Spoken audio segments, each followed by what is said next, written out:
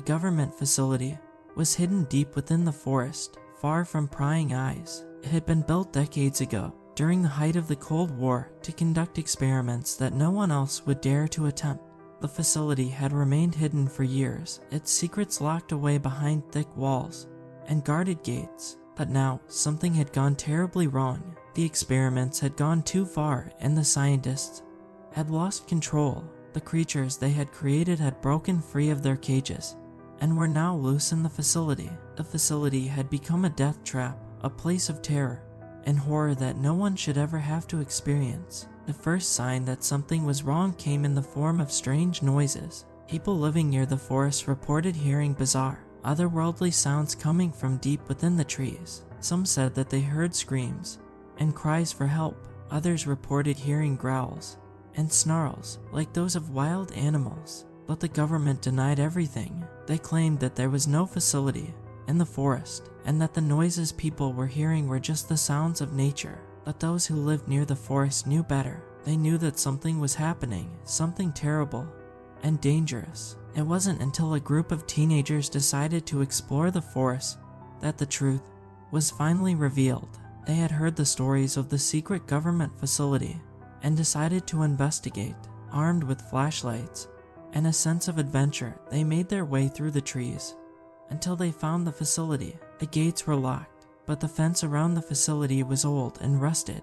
It was easy for the teenagers to climb over and enter the facility. At first, everything seemed normal. They saw labs and equipment just like any other research facility. But then they heard the sounds, the screams and cries, the growls and snarls. They realized that something was terribly wrong. The teenagers tried to leave, but it was too late. The creatures had already found them. They were hideous, monstrous things, twisted and mutated beyond recognition.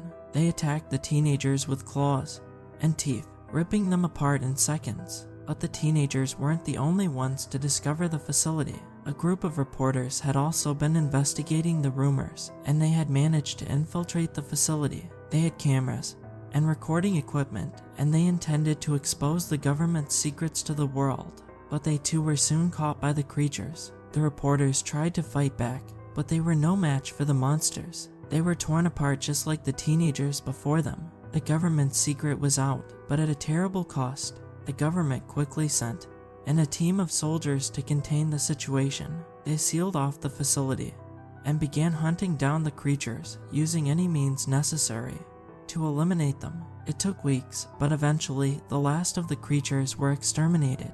The government tried to cover up the incident, claiming that the facility had been conducting harmless experiments that had gotten out of control, but the truth had already been exposed. The facility was abandoned, left to decay and be consumed by the forest, but the memory of the horrors that had taken place there remained. The people who had heard the screams and cries in the night would never forget, and the families of the teenagers and reporters who had been killed would never find peace. The government had crossed a line, and they had paid dearly for it. The facility in the forest would remain a warning to others, a reminder of what could happen when science was allowed to run amok. The incident in the forest facility had far-reaching consequences. It had caused a public outcry, and people demanded answers from the government. The media had picked up the story, and it had become a national scandal. The government had no choice but to launch an investigation into the facility and the experiments that had taken place there. They appointed a special committee to investigate the incident and uncover the truth. The committee's investigation was thorough, and they uncovered some shocking revelations. The experiments conducted in the facility were not only dangerous, but they were also illegal. The scientists had been working on genetic manipulation, trying to create new and more powerful life forms. The government had been aware of the experiments, but they had turned a blind eye to them, believing that the potential benefits outweighed the risks. They had even provided funding for the facility, and some of the top officials had been aware of what was going on.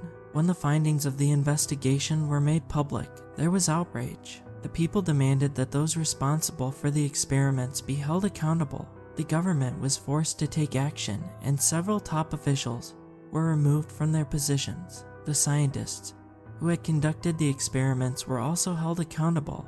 They were tried and found guilty of several crimes, including illegal experimentation, gross negligence, and involuntary manslaughter. They were sentenced to long prison terms, and the facility was permanently shut down. The incident in the forest facility had exposed the dark side of science and the dangers of unchecked government power. It had served as a warning to the world and had changed the way experiments were conducted.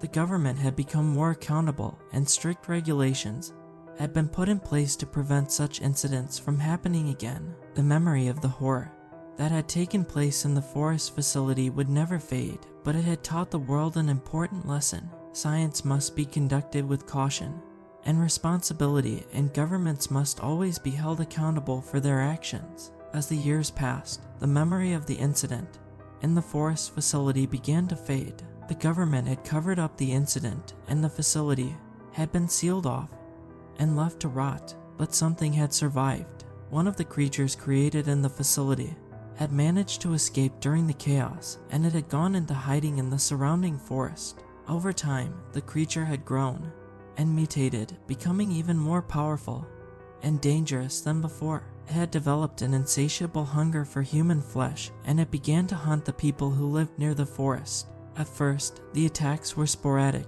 and random. People would go missing in the night, and their bodies would be found torn apart and partially eaten. The authorities attributed the attacks to wild animals and dismissed them as isolated incidents. But as the years went by, the attacks became more frequent and more brutal. The creature had become smarter and more cunning, learning how to avoid detection and elude capture. The people who lived near the forest lived in fear, knowing that the creature was out there, lurking in the darkness, waiting to strike. And then, one night, the creature struck again, but this time it was different. It attacked a group of hikers who had strayed too close to its territory. The hikers fought back, but they were no match for the creature. It tore them apart, one by one, with savage glee, and then it began to change. Its skin split and peeled away, revealing a grotesque new form underneath.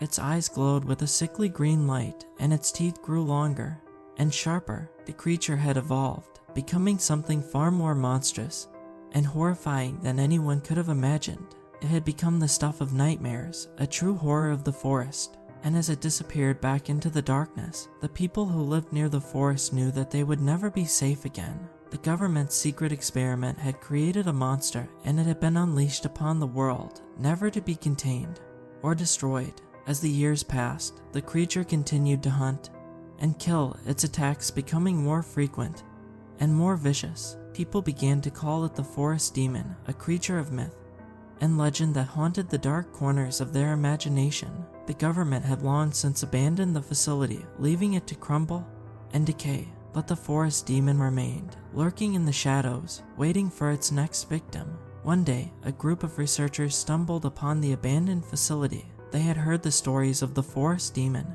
and were curious to see if there was any truth to the legends. As they explored the decaying structure, they stumbled upon something they never expected to find. A room hidden deep within the facility, filled with test tubes and equipment. It was a cloning laboratory, and inside the tubes were clones of the forest demon, each one waiting to be born. The researchers realized that the government had not only created the forest demon, but had been trying to replicate it. They had been playing God, experimenting with things they didn't fully understand. As they stood in the lab, surrounded by the clones, they realized that they had made a terrible mistake. The clones were already beginning to awaken, and they knew that they had to destroy them before it was too late. But it was too late. The clones had already escaped, and they were making their way through the forest, hungry for blood. The forest demon had multiplied, and there was no stopping it. The researchers tried to warn the authorities, but they were too late. The forest demon had already spread beyond the forest, and it was now unstoppable. In the end, the forest demon took over the world, its clones spreading across the globe like a plague. The government's secret experiment had unleashed a horror that could never be contained, and the world was forever changed. And as the last human being was torn apart by the forest demon, the researchers realized that they had been foolish to think they could play with the forces of nature. They had unleashed a monster that had consumed everything in its path, and there was no going back.